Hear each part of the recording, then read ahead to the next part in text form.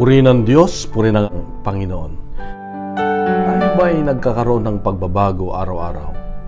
Sa Ebanghelyo ngayon, makikita natin na sinabi muli ni Jesus na ang bagong alak ay hindi dapat inilalagay sa lumang sisidlang balat.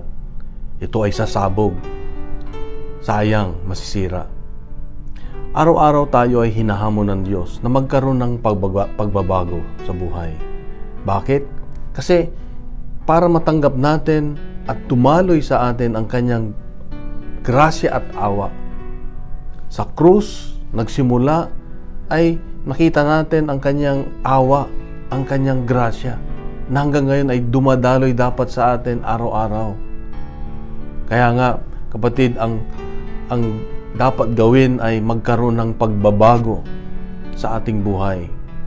Kalimutan na natin, isuko na natin ang lumang buhay na kung saan ikaw ay makasarili, ikaw ay nagpapabaya, ikaw ay makasalanan, ikaw ay corrupt, ikaw ay gumagawa ng mga bagay na nakakasira sa ating buhay at sa ibang tao, na kung saan ito nagiging hadlang para hindi natin matanggap ang kanyang awa at grasya. Napakasarap mabuhay na nandyan ang presensya ng Diyos dahil merong kapayapaan at kagalakan.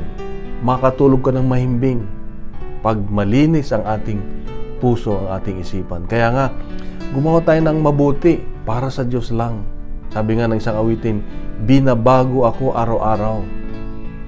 Kaya nga, napakahalaga na magdesisyon tayo na baguhin na natin ang ating pananaw. Ngayong mula sa araw na ito, dapat gumawa tayo ng kabutihan lamang. Hanapin natin yung mabuti sa iba. At lahat ng ginagawa natin ay parang ginagawa natin sa Diyos lang. Kaya nga, makakagawa ka ng mabuti kung iniisip mo lagi ang Diyos. At kung hindi mo kayang isuko o baguhin ang iyong buhay, nandyan siya. Nandyan ang Banal na Espiritu Santo sa iyo, sa akin, kapatid. Ang kailangan lang ay sa kababaang loob, aminin na hindi natin kaya. At bibigyan tayo ng Diyos ng kapangyarihan para baguhin ang ating buhay. Kapatid, hindi pa huli ang lahat. Ang buhay ay maigsi. Bakit hindi natin ito pagyamanin at ibalik sa Diyos? At kapatid, mahal ka ng Diyos, mahal ako ng Diyos. Ito ang kanyang hamon sa atin na magkaroon ng pagbabago araw-araw. Kaya nga, ipagkalat natin itong mabuting balita. Siya ang mabuting balita. Ang Diyos mismo ang mabuting balita. Sa mapagpalang Biyernes sa iyo at sa iyong mga mahal sa buhay, kapatid. God bless and God.